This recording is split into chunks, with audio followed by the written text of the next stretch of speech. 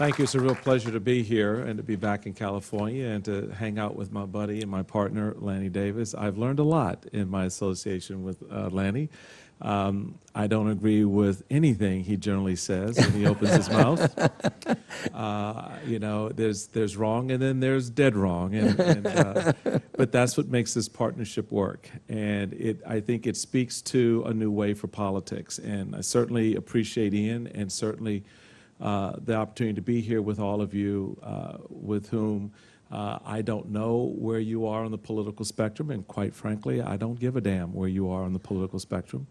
But what I am more interested in is having a dialogue, a conversation, an exchange of ideas in which we can debate civilly and, more importantly, towards that consensus. And I really appreciate that you're using that word as you set up this conversation, because Washington is built on the idea of bipartisanship. So can I disabuse you of the notion of the fiction of bipartisanship? It does not exist in any real-world scenario. It is a political fiction. It is designed to make you think something is being done.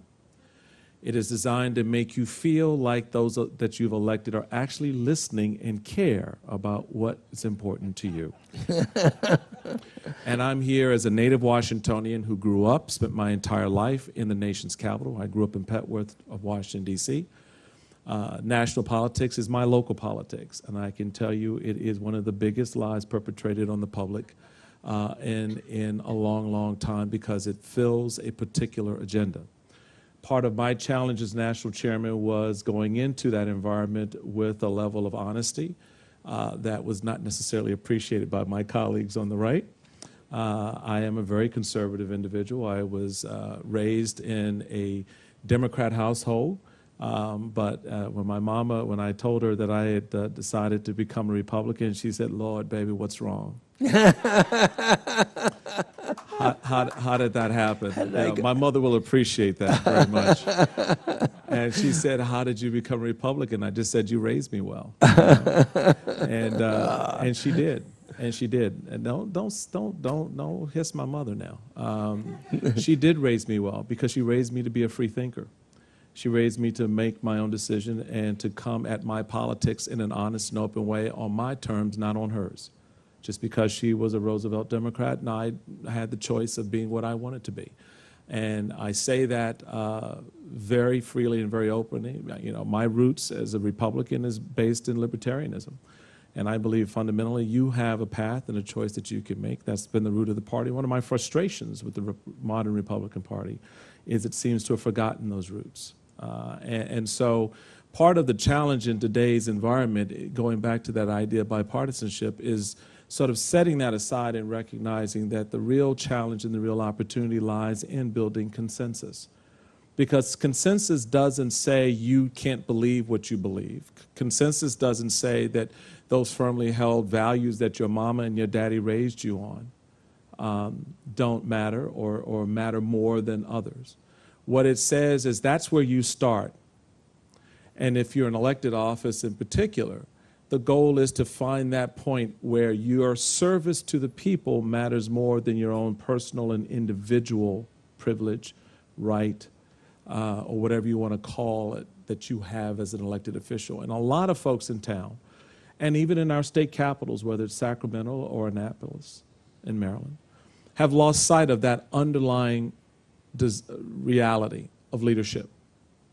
And so the frustration for me, whether it was as Lieutenant Governor of Maryland or as National Chairman for the Republican Committee, was seeing the devolution of the responsibility of leadership, where we use these terms and we throw out this language that doesn't bring us together, that doesn't require the liberal thinker and the conservative thinker, the libertarian thinker, the socialist thinker, to come to terms with the realities that we all have to face and find that sweet spot, that point where we can all agree that we're willing to sacrifice for the better good.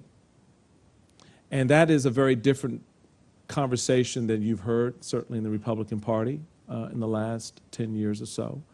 And I would submit even at times within the Democratic Party, that we fall on and rely a lot on the partisan shtick to accomplish a very short-sighted and limited goal, and that's re-election. If our leaders ran and then won, but then put that aside and governed, then we'd have a very different climate and environment. And part of what Lanny and I decided to do, and I'll never forget the phone call when he said, look, I've got this crazy idea, and I thought of you, which I'm like, okay, that works. You know, that we probably can craft a new way to create a new dialogue. You know, there are very strong values and conservative ideas that I hold true to. And there are very strong values and liberal ideas that he holds to. But he and I both believed that in the national conversation that we must have, that those values can help forge a new strategy, a new opportunity. And let me give you, from a policy standpoint, a good example of what I'm talking about, just so you don't think I'm really out there on a limb. Simpson Bowles, where you had, in that one brief shining moment on Capitol Hill, very strong conservatives and very strong liberals in the Senate and in the House come together around an idea, building a consensus towards creating a pathway to solving the economic problems that we have. Legitimate effort. Legitimate effort. What was the problem? The president didn't support it, and Republicans blocked it. Why? Because it did not fit into the Washington scheme or strategy, political strategy. The president was basically forced down by whatever was going on in the White House, and certainly by those outside, and Republicans were pushed by its base to block any action that would move towards resolution, towards consensus. That's the politics that we want now, when we have families that are hurting, individuals who have lost jobs, have been unemployed for 18 or so months.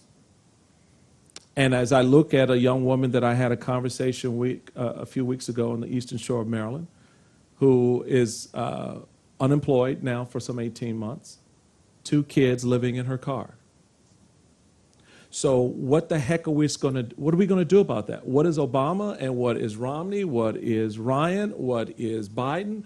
What are the leadership of our political system going to do about that one person? Now multiply that number.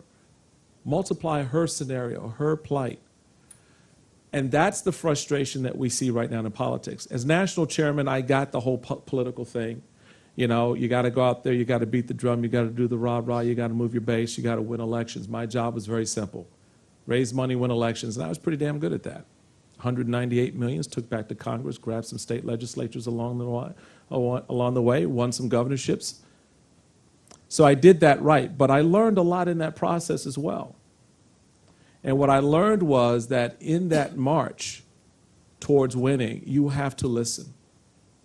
And the people will tell you how to lead, what their expectations are. And my frustration, not as a conservative, not as a Republican, but as an American, is that our leadership has stopped listening. And so what we're trying to do is forge a different kind of dialogue, where you can beat me up all day long on health care. I think Lanny's view on health care is a little bit whack, as we say in my neighborhood. Okay? And that's fine. That's fine. So now let's debate that. So if we go from his position to my position on it, where do we meet so that we can actually solve the problem of 30 million people who don't have insurance? That we can actually put in check an insurance industry that's run amok? That we can actually bring some certainty to employers who are facing a future of increased health care costs? How do we begin to build that new platform? My supposition, my reality is it rests with you here on the West Coast, on the East Coast, in the middle of the country, all of us kind of pushing this leadership to listening to what we want and having the big battles, having the big discussions, but doing so with the core objective that we actually get something done. And so as I look at the debates that are coming up, and I know we'll talk a little bit about this political season and what it really means and what it boils down to, but I really want to set the stage for that that part of the conversation with this final point. When we're looking at the debates that are coming up, which is where the heart and soul of this campaign will be fought and ultimately won, what is your expectation when Barack Obama stands up on that stage and when Mitt Romney stands up on that stage and talks to you? But more importantly, what will you do and what are you prepared to do when you don't hear them respond to your questions? When you have the same lies and platitudes, when you have third-party organizations running stupid, banal commercials that are full of crap, that pollute the political system, that creates the mistrust and distrust that brews in your stomach, what is your expectation going to be? Are you going to acquiesce and just be another pawn in this process, or are you really going to stand up and say something that pushes these two individuals to actually start to solve the problem? At the end of the day, and I've said this to the Romney team many times, to the extent that they want to listen, I'll say it again, that you will not be able to convince the American people that the only thing you can do is cut taxes. You're not going to be able to convince the American people that the only thing you can do is to carve out this portion over here and focus on this segment and carve out this portion over here and focus on this segment. You're going to have to look at the entire puzzle and you have to put all in. And you're going to have to explain and express in an honest way what's going to be required and what the sacrifices really mean and what the costs are. Because people aren't stupid. They understand fundamentally that these are tough times, but they're looking for the leadership that helps them carve out exactly what that means. And the same is true for Barack Obama. And so everything that Lanny said, whether it was on health care or how we come to this table, really is sort of the beginnings, I think, of a new opportunity for a conversation. We don't have to wait until after the election to have it. We don't have to wait until we get to that cliff. And I know some on the left and the right really want us to get to that economic cliff. Well, you know what? I don't like cliffs. And if I can avoid them, then why wouldn't I? Why would I jump headlong into the abyss not knowing exactly how far down I have to go or will go, or how hard I will land? Why would I do that when I know I can come to a full stop, reverse course, and do something different? And that's where we are right now, folks. That's where we are. And so for me, this, the challenges of my party as we have built a wall in some cases that, quite frankly, I worked very hard as national chairman to tear down, to expand the reach and the breadth of the party. We're rebuilding that wall. We've always been, for example, on immigration, the party that's talked about assimilation. Now we're talking about, fences and walls and, locking doors and keeping people out. And look, I'm all for law and order and the rule of law, and you come through the right checkpoint. But my heavens, there's a way in which we can have this conversation that is sensitive to the fact that we're talking about human beings, we're talking about families, and we're talking about people who followed a dream. And sure, we can argue and maybe have a problem with how they came here, but now that they're here, what do we do? And we don't want to be the party that says, get out. We want to be the party that says, let's work it out. And so these are some of the challenges that I know I try to bring to the conversation as a former national chairman, as someone in the party. And there are a lot of folks who feel like I do. But as we saw in the Republican primary, if you're the governor of Texas, a border state, who has a solution that works in his state, it's a problem with translation with some folks in the party. And it doesn't work to your political advantage to be that honest. Well, it's about time you be that honest, because it's the only way the change is going to come. And I push it back to all of us. How honest are we willing to be in our conversations with our leaders to make sure they get it right? So, these are exciting times, Ian, and I'm excited to be a part of this conversation. Hopefully set the stage for what will be some very interesting questions and hopefully some provocative answers.